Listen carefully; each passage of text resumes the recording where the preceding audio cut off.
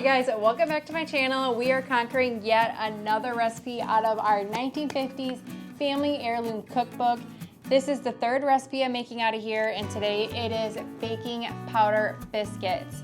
If you missed the first two episodes, I will link them below, and those episodes are going to explain a little bit more out of this recipe.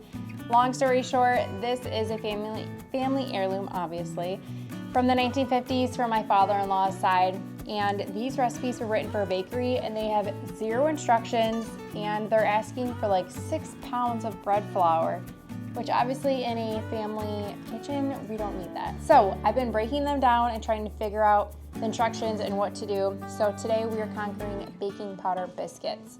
This originally said this will make 65 biscuits. We're only going to make like 10. So let's get started.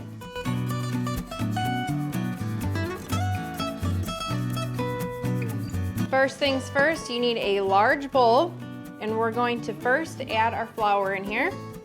I'm using just a regular AP flour. Next, we're gonna add our salt in. And the last ingredient, baking powder. Okay, we can go ahead and whisk this together. I was really excited today because my mom gave me my grandma's old china set. So there's all these like fun pieces of things that we never use in like modern day. So it's fun to be able to use them today in my recipe because I always need like little cups for my salt or just like little containers. So if you see these throughout the video, that's where that's from. Here's our shortening, cute teacup again. This has actually been chilling outside because it's absolutely freezing today. It's about like -5 or something, which is funny because my last video, it was ironic that it was 50 degrees in January. So never speak too soon, especially here in the Midwest. It'll change like that. So we're gonna cut in our fat, AKA shortening. Everything about biscuits needs to be cold. So while this is all happening, this should be chilling, your milk should be chilling, and your eggs should be chilling. So I'm assuming this is pretty cold by now. So let's dump this in. I love this doodad. I picked this up from a consignment store a couple years ago, but it helps cut in the shortening or butter. You could use this for pie recipes, really anything. I'll even use it sometimes to cut up like taco meat and stuff like that. So it's a good little tool if you ever see one around a thrift store. But we're gonna do this until everything looks like crumbs, kind of like pea sized. So we'll just kind of crumble the pieces that we missed. Like I said, I can tell that my shortening is chilled because it's just cold to the touch of my fingers. All right, great. Let's get our other stuff now. So like I said, I've had our milk and our egg chilling in the fridge. And what we're gonna do is grab a small bowl and we're gonna pour our milk in here. Then we're gonna grab our very chilled egg. Oh my gosh. Good thing I washed this. And then we're gonna whisk this together.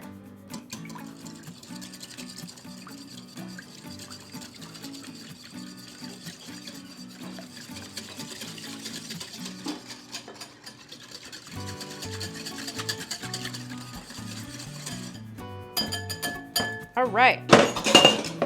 So the last thing we're gonna do is mix our wet ingredients into the dry. We don't wanna over mix this. We're just gonna mix gently, and then we'll be able to finally make our biscuits, which is very exciting. I'm actually gonna dump mine onto the table here, so then I can make sure I can get all my flour and everything. While I grab the stuff for the next steps, I'm actually gonna just set this right in my garage to help keep it chilled. But first I have to wash my hands before I touch the doorknob. So if you had a pastry cloth or something, you absolutely could get this out at this point. I just don't think I'm gonna need it, so I'm not gonna get it out. Hopefully I don't regret it. Let's see. Also, make sure your oven is preheated to 425 at this point. All right, I'm gonna roll this out, but not too thin, so it's gotta be kind of like a happy medium here.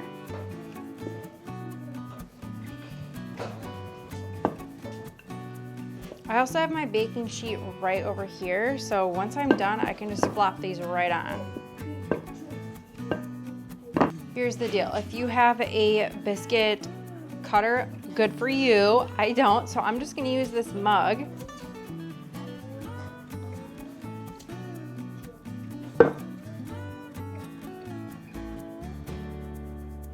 Beautiful.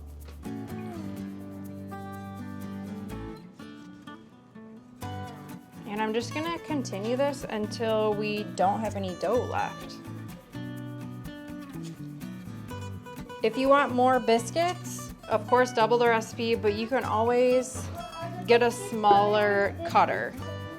Not yet, but soon. So just to ensure that everything's really chilled, I actually put this in the garage and chilled this for 10 minutes, which is gonna help everything be nice and flaky and also help stabilize things to stay in a nice little circle. So lastly, I'm gonna brush the tops with some melted butter, and then we'll pop these in the oven at 425 for like 10 to 12 minutes.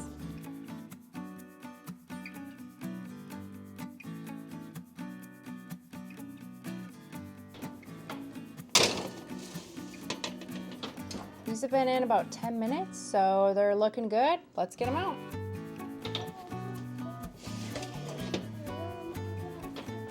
These smell amazing. I'm gonna let them cool off and then we'll taste test them. My toddler needed a sprinkle one, which, duh, I don't blame him. Here is our perfect little biscuit. So I put some butter on it. We're gonna have a little taste test here. Let's give this a try.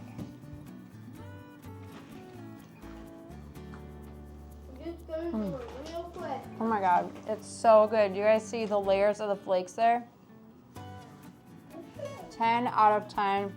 Very, very good. I'm excited for my husband to try this. Thank you guys so much for watching. Don't forget to like and subscribe. Next week we will be conquering another recipe, so make sure you stay tuned in for that. I am off to eat a plate of biscuits. We'll see you guys next time.